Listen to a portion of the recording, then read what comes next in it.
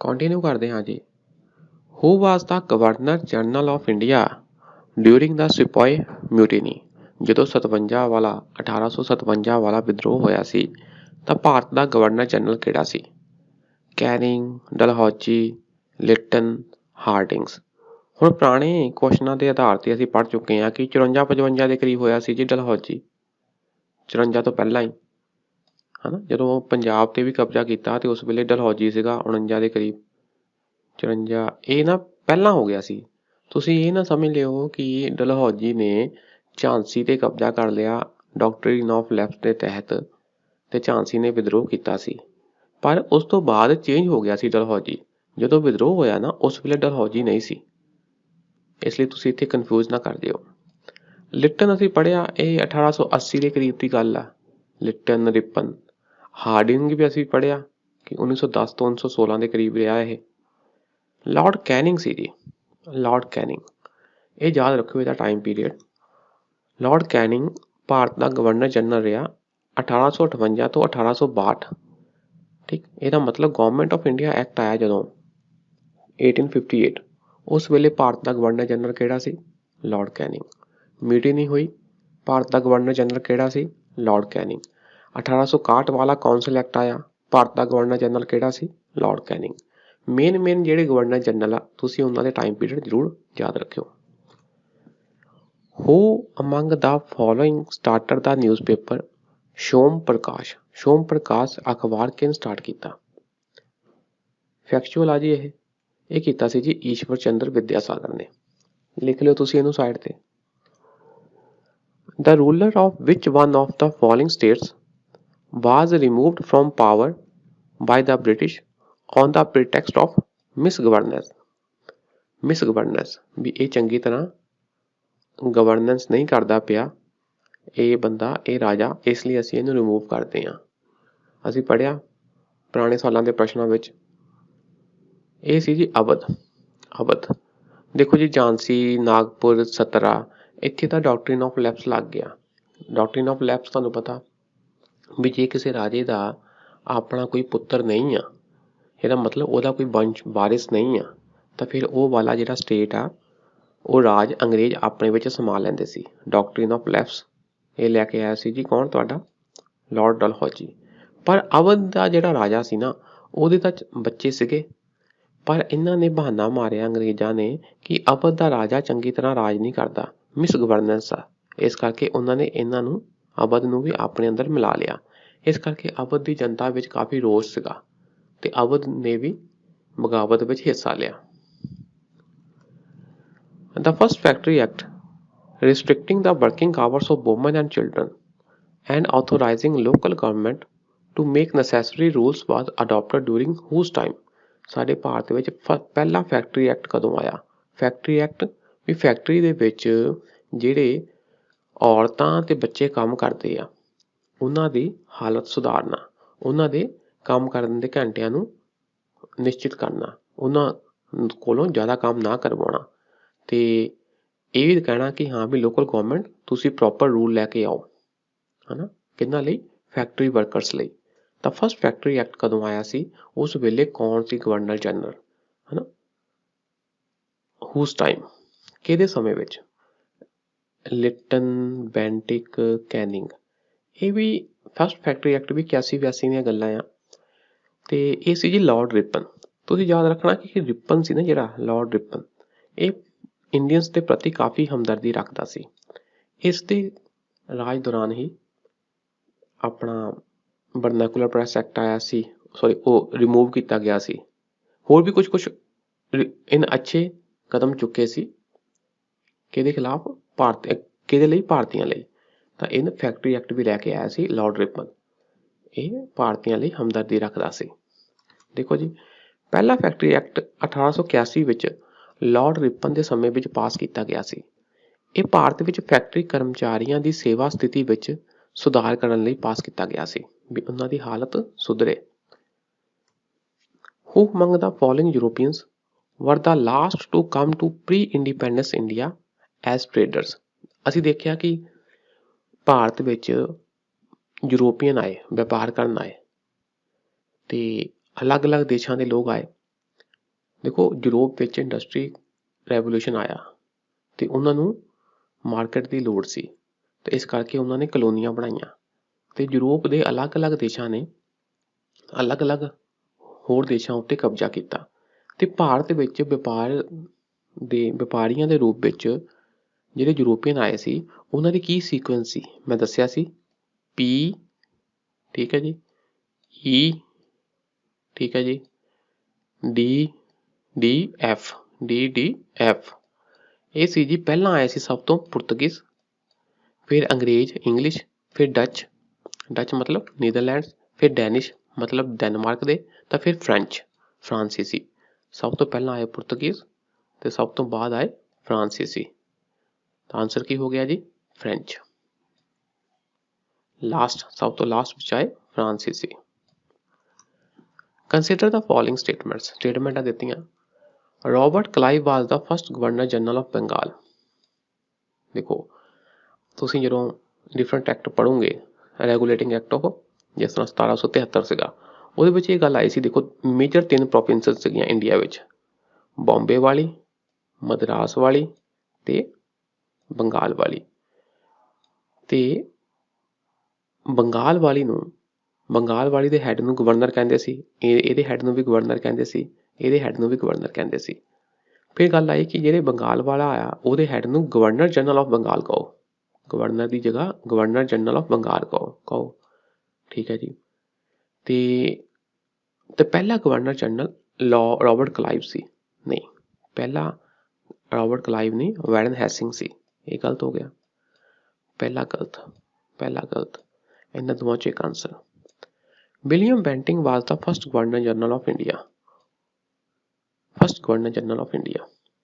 William Bentinck पूरे भारत का गवर्नर जनरल विलियम बेंटिंग दूसरी स्टेटमेंट सही है जी बी आंसर है जी Warren Hastings was the first governor general of Bengal ते विलियम बेंटिंग कौन है जी first governor general of India ये जो तुसी हिस्ट्री पढ़ोगे तो तुसी देखोगे इवन तक कि पॉलिटी ਦੀ किताब M लक्ष्मीकांत ਵਿੱਚ भी ਜਿਹੜਾ ਪਹਿਲਾ ਚੈਪਟਰ ਆ ਹਿਸਟੋਰੀਕਲ ਬੈਕਗ੍ਰਾਉਂਡ ਉਹਦੇ ਵਿੱਚ ਵੀ ਇਹ ਗੱਲ ਆਉਂਦੀ ਆ ਪਹਿਲਾ ਗਵਰਨਰ ਜਨਰਲ ਆਫ ਬੰਗਾਲ ਕੌਣ ਸੀ ਫਿਰ ਗਵਰਨਰ ਜਨਰਲ ਆਫ ਇੰਡੀਆ ਕੌਣ ਸੀ ਤੇ ਬਾਅਦ ਵਿੱਚ ਤੁਸੀਂ ਦੇਖੋਗੇ ਕਿ 57 ਦੇ ਵਿਦਰੋਹ ਤੋਂ ਬਾਅਦ ਪਹਿਲਾ ਵਾਇਸਰਾਏ ਕੌਣ ਸੀ ਹੁਣੀ ਆਪਾਂ ਪੜ੍ਹ ਕੇ ਹਟੇ 58 ਵਿੱਚ ਜਿਹੜਾ ਗਵਰਨਰ ਜਨਰਲ ਸੀ ਉਹੀ ਫਿਰ ਉਹਨੂੰ ਵਾਇਸਰਾਏ ਕਿਹਾ ਜਾਣ ਲੱਗਾ ਉਹ ਸੀ ਜੀ ਲਾਰਡ ਕੈਨਿੰਗ ਇਸ ਤਰ੍ਹਾਂ ਦੀਆਂ ਗੱਲਾਂ ਤੁਸੀਂ ਯਾਦ ਰੱਖਣੀਆਂ ਅੱਗੇ ਦੇਖੋ which one of the following was the first fort constructed by the British in India British ਨੇ ਭਾਰਤ ਵਿੱਚ ਪਹਿਲਾ ਕਿਹੜਾ ਕਿਲਾ ਬਣਾਇਆ ਸੀ ਫੋਰਟ ਵਿਲੀਅਮ ਐਟ ਕੈਲਕਟਾ ਸਾਰਿਆਂ ਨੇ ਇੱਥੇ ਟਿਕ ਲਾ ਲੈਣਾ ਪਰ ਇਹ ਪਹਿਲਾ ਉਹਨਾਂ ਦਾ ਕਿਲਾ ਨਹੀਂ ਸੀ ਠੀਕ ਹੈ ਫੋਰਟ ਸੇਂਟ ਜਾਰਜ ਇਹ ਸੀ ਜੀ ਬੀ ਫੋਰਟ ਸੇਂਟ ਜਾਰਜ ਪੜ੍ਹ ਲਈਏ ਦੇਖੋ ਜੀ ਫੋਰਟ ਵਿਲੀਅਮ ਕਲਕੱਤਾ 'ਚ ਬਣਿਆ ਸੀ 1781 ਇਹ ਬਾਅਦ ਵਿੱਚ ਬਣਿਆ ਜੀ ਕਾਫੀ ਬਾਅਦ ਵਿੱਚ ਬਣਿਆ ਤੇ ਫੋਰਟ ਸੇਂਟ ਜਾਰਜ ਚੇਨਈ ਵਿੱਚ ਬਣਿਆ ਸੀ ਜੀ 1644 ਵਿੱਚ Fort Saint David Madras 1670 Fort Saint Angola ਆਹ ਦੇਖੋ ਜੇ ਕੋਈ ਯੂਰੋਪੀਅਨ ਨੇ ਪਹਿਲਾ ਕਿਲਾ ਬਣਾਇਆ ਸੀ ਉਹ ਬਣਾਇਆ ਸੀ ਕੇਰਲਾ ਵਿੱਚ ਫੋਰਟ ਸੇਂਟ ਅੰਗੋਲਾ ਕਿਹਨਾਂ ਨੇ ਬਣਾਇਆ ਸੀ ਪੁਰਤਗਾਲੀਆਂ ਨੇ ਜੀ ਅੰਗਰੇਜ਼ਾਂ ਨੇ ਕਿਹੜਾ ਬਣਾਇਆ ਸੀ ਫੋਰਟ ਸੇਂਟ ਜਾਰਜ ਚੇਨਈ ਵਿੱਚ Who among the following wrote the book बहु विवाह ਇਹ ਕਿਤਾਬ ਕਿਹਨੇ ਲਿਖੀ ਬਹੁ ਹੁੰਦਾ ਜੀ ਬਹੁਤ ਜ਼ਿਆਦਾ ਬਹੁਤ ਇੱਕ ਤੋਂ ਜ਼ਿਆਦਾ ਵਿਆਹ ਹੁੰਦਾ ਜੀ ਮੈਰਿਜ ਇੱਕ ਤੋਂ ਜ਼ਿਆਦਾ ਵਿਆਹ ਪੋਲੀਗੈਮੀ ਉੱਤੇ ਕਿਤਾਬ ਸੀ ਜੀ ਇਹ ਕਿਹਨਾਂ ਨੇ ਲਿਖੀ ਇਹ ਲਿਖੀ ਸੀ ਈਸ਼ਵਰ ਚੰਦਰ ਵਿਦਿਆਸਾਗਰ ਨੇ It was written in protest of the evil of polygamy ਬਹੁ ਵਿਆਹ ਪੋਲੀਗੈਮੀ ਦੇ ਖਿਲਾਫ ਇਹ ਲਿਖੀ ਗਈ ਸੀ ਕਿਤਾਬ ਬਹੁ ਮਤਲਬ ਮੈਨੀ ਇੱਕ ਤੋਂ ਜ਼ਿਆਦਾ ਵਿਆਹ ਮਤਲਬ ਮੈਰਿਜ ਮਤਲਬ ਇੱਕ ਤੋਂ ਜ਼ਿਆਦਾ ਵਿਆਹ match list 1 with list 2 and select the correct answer using the code given below the list ਇਹ ਲਿਸਟ ਆਥਰਾਂ ਦੀ ਆ ਲੇਖਕਾਂ ਦੀ ਆ ਉਹਨਾਂ ਦੀ ਵਰਕ ਆ ਜੀ ਰਚਨਾਵਾਂ ਆ ਦੇਖੋ ਜੀ 3 ਦਿੱਤੇ ਆ ਬੰਕਿਮ ਚੰਦਰ ਚਟਰਜੀ दीनबंधु मित्रा प्रेमचंद शतरंज के खिलाड़ी देवी चौधरानी नील दर्पण चंद्रकांता देखो जी आ ना दीनबंधु मित्रा ਇਹਦਾ ਆਹ ਨੋਵਲ ਆ ਜੀ ਨੀਲ ਦਰਪਣ ਨੀਲਾ ਦਰਪਣ ਫੇਮਸ ਨਾਵਲ ਆ। ਇਹਦੇ ਵਿੱਚ ਉਹਨਾਂ ਨੇ ਇੰਡੀਗੋ ਫਾਰਮਰਸ ਦੀ ਸਿਚੁਏਸ਼ਨ ਬਿਆਨ ਕੀਤੀ ਸੀਗੀ। ਦੀਨ ਬੰਧੂ ਮਿੱਤਰਾ, ਨੀਲ ਦਰਪਣ, ਡੀ ਤੋਂ ਦਰਪਣ, ਡੀ ਤੋਂ ਦੀਨ ਬੰਧੂ।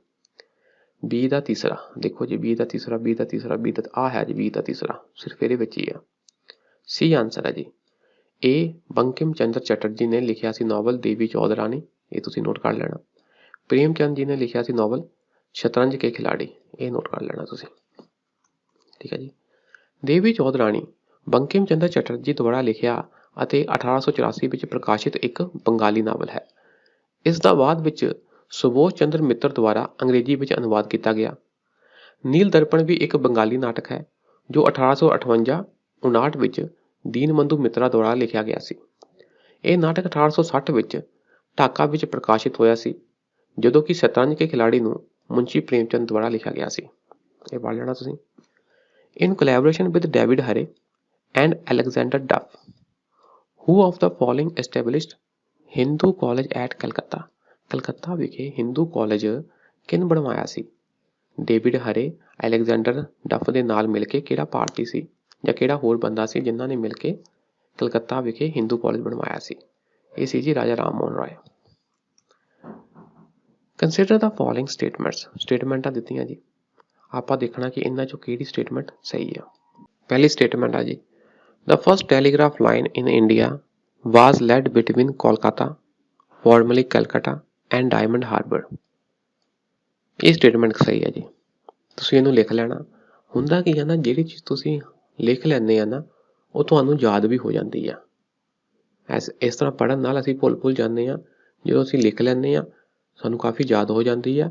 ਜੇ ਥੋੜ੍ਹੀ ਬਹੁਤ ਭੁੱਲ ਵੀ ਗਈ ਤੁਸੀਂ ਉਹਨੂੰ ਰਿਵਾਈਜ਼ ਕਰ ਲਿਓ। ਪੇਪਰਾਂ ਤੋਂ ਪਹਿਲਾਂ ਇਹੀ ਚੀਜ਼ਾਂ ਤੁਸੀਂ ਬਾਰ-ਬਾਰ ਪੜ੍ਹਨੀਆਂ ਹੁੰਦੀਆਂ। First export processing zone in India was set up in Kandla port. ਇੱਥੇ ਇੰਡੀਆ ਦਾ ਪਹਿਲਾ ਐਕਸਪੋਰਟ ਪ੍ਰੋਸੈਸਿੰਗ ਜ਼ੋਨ ਸੈਟਅਪ ਕੀਤਾ ਗਿਆ ਸੀ। ਸਹੀ ਹੈ ਜੀ, ਇਹ ਵੀ ਸਹੀ ਹੈ। ਕੰਡਲਾ ਪੋਰਟ ਬਹੁਤ ਇੰਪੋਰਟੈਂਟ ਆ, ਇਹਦੇ ਉੱਤੇ ਪ੍ਰਸ਼ਨ ਆਏ ਹੋਏ ਕਈ ਵਾਰੀ, ਤਾਂ ਆਂਸਰ ਹੋ ਗਿਆ ਜੀ ਸੀ, ਦੋਨੋਂ ਸਹੀ। ਭਾਰਤ ਵਿੱਚ ਪਹਿਲੀ ਇਲੈਕਟ੍ਰਿਕ ਟੈਲੀਗ੍ਰਾਫ ਲਾਈਨ ਕੋਲਕਾਤਾ ਅਤੇ ਡਾਇਮੰਡ ਹਾਰਬਰ ਵਿਚਕਾਰ 1850 ਵਿੱਚ ਸ਼ੁਰੂ ਕੀਤੀ ਗਈ ਸੀ ਅਤੇ ਭਾਰਤ ਦਾ ਪਹਿਲਾ ਨਿਰਯਾਤ ਜ਼ੋਨ ਐਕਸਪੋਰਟ ਪ੍ਰੋਸੈਸਿੰਗ ਜ਼ੋਨ 1965 ਵਿੱਚ ਕਾਂਡਲਾ ਵਿੱਚ ਸਥਾਪਿਤ ਕੀਤਾ ਗਿਆ ਸੀ। Who among the following Governor Generals created the Coordinated Civil Services of India, which later came to be known as Indian Civil Service? ਦੱਸੋ ਜੀ। ਕੋਆਰਡੀਨੇਟ ਹੁੰਦੀ ਜੀ ਉੱਚ ਦਰਜੇ ਵਾਲੀ ਸਿਵਲ ਸਰਵਿਸ ਦਾ ਨਿਰਮਾਣ ਕੀਤਾ ਸੀ ਜੀ ਉਸ ਗਵਰਨਰ ਜਨਰਲ ਨੇ, ਬਾਅਦ ਵਿੱਚ ਇਹਨੂੰ ਹੀ ਇੰਡੀਅਨ ਸਿਵਲ ਸਰਵਿਸ ਕਿਹਾ ਜਾਣ ਲੱਗਾ। Warren Hastings, Wellesley, Cornwallis, William Bentinck. Answer ਹੈ ਜੀ ਕਾਰਨਵਾਲਿਸ। ਕਾਰਨਵਾਲਿਸ ਨੇ ਕੋਆਰਡੀਨੇਟਡ ਸਿਵਲ ਸਰਵਿਸ ਦਾ ਨਿਰਮਾਣ ਕੀਤਾ ਸੀ ਭਾਰਤ ਵਿੱਚ। ਲਾਰਡ ਕਾਰਨਵਾਲਿਸ 1786 ਤੋਂ 93 ਵਿੱਚ ਸਿਵਲ ਸੇਵਾਵਾਂ ਨੂੰ ਹੋਂਦ ਵਿੱਚ ਲਿਆਉਣ ਅਤੇ ਸੰਗਠਿਤ ਕਰਨ ਵਾਲਾ ਪਹਿਲਾ ਵਿਅਕਤੀ ਸੀ। ਪੁਲਿਸ ਨੂੰ ਵੀ ਨਾ ਇਹਨਾਂ ਜਿਹੜਾ ਆਪਣਾ ਬ੍ਰਿਟਿਸ਼ ਲਾਈਨ ਤੇ ਸਥਾਪਿਤ ਕੀਤਾ ਸੀ ਭਾਰਤ ਵਿੱਚ, ਇਹ ਵੀ ਉਹਦੀ ਦੇਣ ਸੀ। ਅਗਲਾ ਪ੍ਰਸ਼ਨ ਹੈ ਜੀ, ਬਾਈ ਏ ਰੈਗੂਲੇਸ਼ਨ ਇਨ 1793, ਠੀਕ ਹੈ ਜੀ, the district collector was deprived of his judicial powers and made the collecting agent only. What was the reason for such a regulation? 1793 ਵਿੱਚ ਕੀ ਕੀਤਾ, ਜਿਹੜਾ ਤੁਹਾਡਾ ਡੀਸੀ ਸੀ ਨਾ, ਡਿਸਟ੍ਰਿਕਟ ਕਲੈਕਟਰ, ਇਹ ਪਹਿਲਾਂ ਨਾ ਇਹਦੇ ਕੋਲ ਜੁਡੀਸ਼ੀਅਲ ਪਾਵਰ ਵੀ ਹੁੰਦੀਆਂ ਸੀਗੀਆਂ ਤੇ ਐਗਜ਼ੀਕਿਊਟਿਵ ਪਾਵਰ ਵੀ ਹੁੰਦੀਆਂ ਸੀਗੀਆਂ, ਤੇ ਇਹ ਟੈਕਸ ਵੀ ਕਲੈਕਟ ਕਰਦਾ ਸੀਗਾ ਤੇ ਨਿਆਇਕ ਪਾਵਰ ਵੀ ਇਹਦੇ ਕੋਲ ਹੁੰਦੀ ਸੀ। ਪਰ ਫਿਰ ਇਹਦੇ ਕੋਲੋਂ ਨਿਆਇਕ ਪਾਵਰ ਅਲੱਗ ਕਰ ਦਿੱਤੀ ਗਈ, ਜੁਡੀਸ਼ੀਅਲ ਤੇ ਐਗਜ਼ੀਕਿਊਟਿਵ ਨੂੰ ਸੈਪਰੇਟ ਕਰ ਦਿੱਤਾ ਗਿਆ, ਜੁਡੀਸ਼ੀਅਲ ਪਾਵਰ ਅਲੱਗ ਕਰ ਦਿੱਤੀ ਗਈ। ਹੁਣ ਇਹਦੇ ਕੋਲ ਹੁਣ ਕੀ ਹੈ, ਇੱਕ ਨਵਾਂ ਆਫਿਸ ਬਣਾ ਦਿੱਤਾ ਗਿਆ ਜਿਹੜਾ ਜੁਡੀਸ਼ੀਅਲ ਮੈਜਿਸਟ੍ਰੇਟ ਹੁੰਦਾ ਹੈ ਨਾ, ਇੱਕ ਹੋ ਗਿਆ ਫਿਰ ਹੁਣ ਐਗਜ਼ੀਕਿਊਟਿਵ ਮੈਜਿਸਟ੍ਰੇਟ ਇੱਕ ਵਾਲਾ, ਇੱਕ ਹੋ ਗਿਆ ਜੁਡੀਸ਼ੀਅਲ ਮੈਜਿਸਟ੍ਰੇਟ। ਕਹਿਣ ਦਾ ਭਾਵ ਜੁਡੀਸ਼ੀਅਲ ਪਾਵਰ ਅਲੱਗ ਕਰ ਦਿੱਤੀ ਐਗਜ਼ੀਕਿਊਟਿਵ ਪਾਵਰ ਤੋਂ। ਪਹਿਲਾਂ ਡਿਸਟ੍ਰਿਕਟ ਕਲੈਕਟਰ ਜੁਡੀਸ਼ੀਅਲ ਪਾਵਰ ਵੀ ਯੂਜ਼ ਕਰਦਾ ਸੀਗਾ ਤੇ ਐਗਜ਼ੀਕਿਊਟਿਵ ਪਾਵਰ ਵੀ ਯੂਜ਼ ਕਰਦਾ ਸੀਗਾ, ਟੈਕਸ ਵੀ ਕਲੈਕਟ ਕਰਦਾ ਸੀ। ਪਰ ਹੁਣ ਕੀ ਆ, ਕਲੈਕਟਿੰਗ ਏਜੰਟ ਬਣਾਤਾ ਸਿਰਫ ਉਹਨੂੰ, ਉਹਦੇ ਕੋਲੋਂ ਜੁਡੀਸ਼ੀਅਲ ਪਾਵਰਾਂ ਲੈ ਲਈਆਂ। ਇਹਦਾ ਮੇਨ ਰੀਜ਼ਨ ਕੀ ਸੀ ਜੀ? ਇਹਦਾ ਮੇਨ ਰੀਜ਼ਨ ਕੀ ਸੀਗਾ? ਸੀ ਆ ਜੀ answer. Lord Cornwallis was alarmed at the extent of power concentrated in the district collector. Cornwallis ਨੇ ਦੇਖਿਆ ਕਿ ਜਿਹੜਾ ਡੀਸੀ ਆ ਨਾ ਉਹਦੇ ਕੋਲ ਕਾਫੀ ਜ਼ਿਆਦਾ ਪਾਵਰਾਂ ਆ, ਇਹ ਪਾਵਰ ਇੱਕ ਡੀਸੀ ਕੋਲ ਇੰਨੀਆਂ ਜ਼ਿਆਦਾ ਪਾਵਰ ਹੋਣੀਆਂ ਠੀਕ ਨਹੀਂ, ਇਸ ਕਰਕੇ ਉਸਨੇ ਜੁਡੀਸ਼ੀਅਲ ਪਾਵਰ ਅਲੱਗ ਕਰ ਦਿੱਤੀ ਗਈ। And felt that such absolute power was undesirable in one person. ਇੱਕ ਬੰਦੇ ਕੋਲ ਇੰਨੀਆਂ ਪਾਵਰਾਂ ਨਹੀਂ ਹੋਣੀਆਂ ਚਾਹੀਦੀਆਂ, ਇਸ ਕਰਕੇ ਉਸਨੇ ਜੁਡੀਸ਼ੀਅਲ ਪਾਵਰਸ ਅਲੱਗ ਕਰ ਦਿੱਤੀਆਂ। ਅੱਗੇ ਦੇਖੋ ਜੀ, what was the immediate reason for Ahmad Shah Abdali to invade India and fight the third battle of Panipat? ਇਹ ਮੇਨ ਰੀਜ਼ਨ ਕੀ ਸੀਗਾ, ਇਮੀਡੀਏਟ ਰੀਜ਼ਨ ਕੀ ਸੀ? ਦੇਖੋ ਜੀ, ਰੀਜ਼ਨ ਤਾਂ ਕਈ ਹੁੰਦੇ ਆ, ਸਾਨੂੰ ਧਨ ਦੌਲਤ ਚਾਹੀਦਾ ਆ, ਅਸੀਂ ਦੂਜੇ ਏਰੀਏ ਤੇ ਕਬਜ਼ਾ ਕਰਨਾ ਚਾਹੁੰਦੇ ਆ, ਪਰ ਇਮੀਡੀਏਟ ਰੀਜ਼ਨ ਕੀ ਸੀਗਾ? ਇੱਕਦਮ ਉਹ ਵਾਲਾ ਕਿਹੜਾ ਰੀਜ਼ਨ ਜਿਹਨੇ ਇੱਕਦਮ ਅਹਿਮਦ ਸ਼ਾਹ ਅਬਦਾਲੀ ਨੂੰ ਉਕਸਾਇਆ, ਉਤੇਜਿਤ ਕੀਤਾ, ਐਕਸਾਈਟ ਕੀਤਾ ਕਿ ਤੂੰ ਕੀ ਕਰ, ਇੰਡੀਆ ਉੱਤੇ, ਭਾਰਤ ਪੰਜਾਬ ਉੱਤੇ ਅਟੈਕ ਕਰ। ਤੇ ਤੀਜੀ ਪਾਣੀਪਤ ਦੀ ਲੜਾਈ ਹੋਈ, ਕਿਹਨਾਂ ਵਿਚਕਾਰ ਹੋਈ ਸੀ, ਯਾਦ ਕਰੋ, ਅਹਿਮਦ ਸ਼ਾਹ ਅਬਦਾਲੀ ਤੇ ਮਰਾਠਿਆਂ ਵਿਚਕਾਰ। ਠੀਕ, ਪਹਿਲਾ ਆਨਸਰ ਹੈ ਜੀ, he wanted to avenge the expulsion by Marathas of his viceroy Taimur Shah from Lahore. Lahore ਤੇ ਉਹਦਾ ਵਾਇਸਰਾਏ ਸੀ ਜੀ, ਉਹਦਾ ਗਵਰਨਰ ਸੀ ਕਿਹਦਾ, ਅਹਿਮਦ ਸ਼ਾਹ ਅਬਦਾਲੀ ਦਾ, ਤੈਮੂਰ ਸ਼ਾਹ। ਇਸ ਤੈਮੂਰ ਸ਼ਾਹ ਨੂੰ ਮਰਾਠਿਆਂ ਨੇ ਕੱਢ ਦਿੱਤਾ ਸੀ, ਇਸ ਗੱਲ ਦਾ ਗੁੱਸਾ ਕੀਤਾ ਅਹਿਮਦ ਸ਼ਾਹ ਅਬਦਾਲੀ ਨੇ ਤੇ ਉਹਨੇ ਇੱਕਦਮ ਅਟੈਕ ਕਰਤਾ। ਵਿਦ ਰੈਫਰੈਂਸ ਟੂ ਪੌਂਡੀਚੇਰੀ, ਅੱਜ ਕੱਲ੍ਹ ਕੀ ਕਹਿੰਦੇ ਉਹਨੂੰ, Puducherry. Consider the following statements, ਆਹ ਸਟੇਟਮੈਂਟਾਂ ਦਿੱਤੀਆਂ ਗਈਆਂ ਜੀ, ਦੇਖਦੇ ਹਾਂ ਕੀ ਕਹਿੰਦੀਆਂ ਸਟੇਟਮੈਂਟਾਂ। ਆਪਾਂ ਕੀ ਕਰਨਾ, ਕਰੈਕਟ ਸਟੇਟਮੈਂਟ ਚੱਕਣੀ ਆ। The first European power to occupy Pondicherry were the Portuguese। ਪੌਂਡੀਚੇਰੀ, ਤੁਹਾਨੂੰ ਪਤਾ ਪੌਂਡੀਚੇਰੀ ਫ੍ਰੈਂਚ ਕਲੋਨੀ ਰਹੀ ਆ ਆਜ਼ਾਦੀ ਤੋਂ ਬਾਅਦ ਵੀ, ਭਾਰਤ ਦੀ ਆਜ਼ਾਦੀ ਤੋਂ ਬਾਅਦ ਵੀ ਪੌਂਡੀਚੇਰੀ ਫ੍ਰੈਂਚ ਕਲੋਨੀ ਰਹੀ ਆ। ਪਰ ਕੀ ਪਹਿਲਾਂ ਇੱਥੇ ਫ੍ਰੈਂਚ ਆਏ ਸੀ? ਨਹੀਂ, ਪਹਿਲਾਂ ਇੱਥੇ ਪੁਰਤਗੀਜ਼ ਆਏ ਸੀ। ਗੱਲ ਸਹੀ ਹੈ ਜੀ, ਇਹ ਗੱਲ ਸਹੀ ਆ। ਚਲੋ ਸਾਨੂੰ ਨਹੀਂ ਵੀ ਪਤਾ, ਛੱਡ ਦਿਓ। The second European power to occupy Pondicherry were the French। ਦੂਸਰੇ ਯੂਰੋਪੀਅਨ ਕਿਹੜੇ ਸੀਗੇ? ਫ੍ਰੈਂਚ, ਜਿਨ੍ਹਾਂ ਨੇ ਪੌਂਡੀਚੇਰੀ ਨੂੰ ਆਕੂਪਾਈ ਕੀਤਾ, ਸਾਨੂੰ ਨਹੀਂ ਪਤਾ। The English never occupied Pondicherry। Never extreme word ਹੋ ਗਿਆ ਜੀ। ਅੱਛਾ ਜੀ, ਹੁਣ ਜੇ ਤੁੱਕਾ ਮਾਰੀਏ, ਆ ਵੀ ਗਲਤ ਲੱਗਦਾ। ਸੈਕਿੰਡ ਆ, ਥਰਡ ਆ, ਫਸਟ ਆ, ਸਾਨੂੰ ਨਹੀਂ ਪਤਾ, ਇਹ ਵੀ ਗਲਤ ਹੋ ਸਕਦਾ। ਠੀਕ ਹੈ ਜੀ, ਜੇ ਦੂਸਰਾ ਤੀਸਰਾ ਆਪਾਂ ਚੱਕ ਦਈਏ, ਤੀਸਰਾ ਤਾਂ ਆਨਸਰ ਬਚ ਜਾਂਦਾ ਜੀ ਪਹਿਲਾ ਓਨਲੀ। ਸਾਨੂੰ ਵੈਸੇ ਵੀ ਪਤਾ ਕਿ ਇੰਡੀਆ ਵਿੱਚ ਪਹਿਲਾਂ ਕਿਹੜੇ ਆਏ ਸੀ, ਪੁਰਤਗੀਜ਼। ਤਾਂ ਥੋੜ੍ਹੀ ਹਿਸਟਰੀ ਦੇਖ ਲੈਂਦੇ ਜੀ। ਪਹਿਲਾਂ ਪੁਰਤਗੀਜ਼ ਆਏ ਸੀਗੇ, ਪੁਰਤਗਾਲੀਆਂ ਨੇ ਹੀ ਪੌਂਡੀਚੇਰੀ ਤੇ ਕਬਜ਼ਾ ਕੀਤਾ, ਫਿਰ ਅੰਗਰੇਜ਼ਾਂ ਕੋਲ ਚਲੇ ਗਈ ਜੀ ਇਹ territory. The Portuguese established a factory in Pondicherry at the beginning of the 16th century। ਇੱਥੋਂ ਪੜ੍ਹਦੇ ਹਾਂ ਜੀ, ਪੁਰਤਗਾਲੀਆਂ ਨੇ 16ਵੀਂ ਸਦੀ ਦੇ ਸ਼ੁਰੂ ਵਿੱਚ ਪੌਂਡੀਚੇਰੀ ਵਿੱਚ ਇੱਕ ਫੈਕਟਰੀ ਸਥਾਪਿਤ ਕੀਤੀ। ਪਹਿਲਾਂ ਕਿਹੜੇ ਆਏ? ਪੁਰਤਗਾਲੀ। ਇਸ ਉੱਤੇ ਕਬਜ਼ਾ ਕਰਨ ਵਾਲੇ ਦੂਜੇ ਯੂਰੋਪੀਅਨ ਡੱਚ ਸਨ, ਫਿਰ ਆਏ ਡੱਚ। ਅੰਗਰੇਜ਼ਾਂ ਨੇ ਵੀ 1793 ਵਿੱਚ ਇਸ ਉੱਤੇ ਹਮਲਾ ਕੀਤਾ ਅਤੇ ਪੈਰਿਸ ਦੀ ਸੰਧੀ ਤੋਂ ਬਾਅਦ 1814 ਵਿੱਚ ਇਸ ਨੂੰ ਫਰਾਂਸੀਸੀ ਨੂੰ ਵਾਪਸ ਕਰ ਦਿੱਤਾ। ਅੰਗਰੇਜ਼ਾਂ ਦੇ ਅਧੀਨ ਵੀ ਰਿਹਾ ਜੀ ਇਹ। ਬਾਅਦ ਵਿੱਚ ਜਦੋਂ ਅੰਗਰੇਜ਼ਾਂ ਤੇ ਫਰਾਂਸੀਸੀਆਂ ਵਿਚਕਾਰ ਸੰਧੀ ਹੋ ਗਈ ਨਾ, ਫਿਰ ਅੰਗਰੇਜ਼ਾਂ ਨੇ ਕਿਹਾ ਚਲੋ ਠੀਕ ਆ ਜੀ, ਤੁਸੀਂ ਪੌਂਡੀਚੇਰੀ ਲੈ ਲਓ। ਫਰਾਂਸੀਸੀਆਂ ਨੂੰ ਵਾਪਸ ਕਰ ਦਿੱਤਾ ਪੌਂਡੀਚੇਰੀ। ਇਸ ਲਈ ਸਿਰਫ ਇੱਕ ਸਹੀ ਹੈ ਜੀ, ਬਾਕੀ ਦੋਨੋਂ ਗਲਤ ਆ। ਠੀਕ ਹੈ ਜੀ, ਅੱਜ ਲਈ ਇੰਨਾ ਹੀ ਰਹਿਣ ਦਿੰਦੇ ਹਾਂ, ਬਾਕੀ ਨੈਕਸਟ ਕਲਾਸ ਵਿੱਚ ਕਰਾਂਗੇ। ਸ਼ੁਕਰੀਆ ਜੀ, ਸਤਿ ਸ਼੍ਰੀ ਅਕਾਲ।